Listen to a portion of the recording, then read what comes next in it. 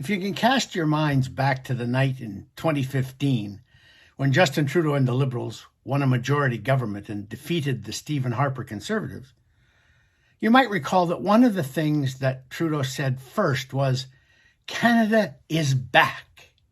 And they gloated about how this was the end of the Harper foreign policy. Canada was once again going to regain its position as an honest broker, as a small country that punched above its weight. We have never been weaker in foreign affairs in the last 70 years than we are now. Trudeau goes from one major blunder in foreign affairs to another, to another, to another. The latest is just the invitation of a Nazi to come and sit in the House of Commons and listen to the speech by Volodymyr Zelensky, the Ukrainian president. That's just the latest one. I think the biggest one has been his relations with India. And let me explain why I think that's bigger than the relations with China. China is a huge problem for Canada, no question about it.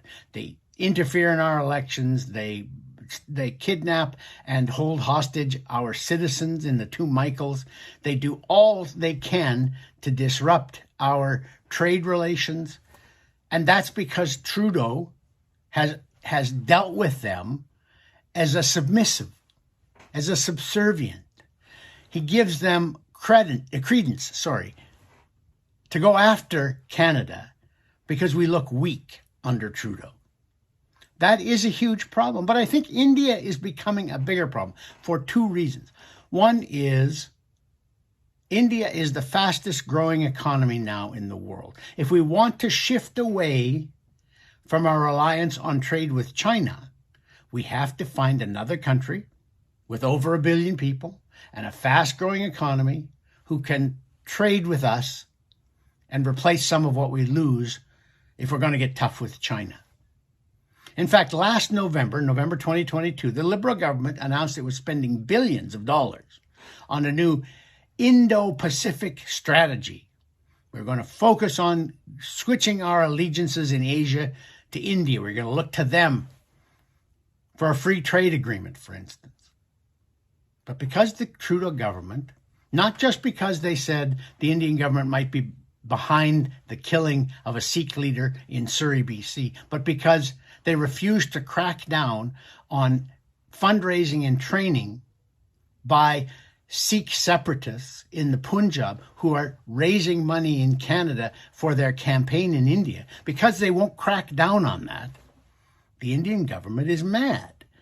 And we would be mad too if we found out that somebody in another country was allowing separatists here to train in violent acts and raise money in a foreign country for separatism here.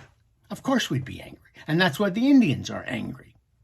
So what basically Trudeau has done is he hung on to his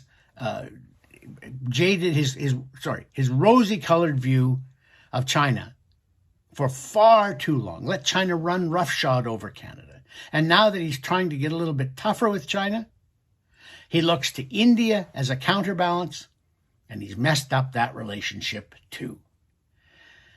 And now, with the presence of a Nazi in the House of Commons, being honored by the Speaker of the House of Commons, the former Speaker now, he's made Volodymyr Zelensky, the Ukrainian president, stand up and cheer this man, and given Vladimir Putin in Russia a perfect propaganda victory. Putin now has video of Zelensky cheering a Nazi collaborator. And all along, Putin has said that the invasion of Ukraine was about denazifying Ukraine, about getting the Nazi fascists out of power in Ukraine, next door to Russia.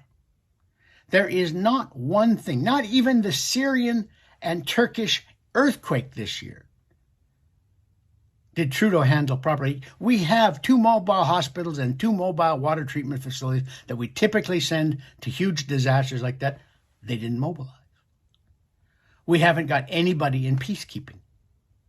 Trudeau has made Canada a tiny nation, on the world stage. Subscribe to us on YouTube and follow us on all the major social media platforms. For Post Media, I'm Lorne Gunter.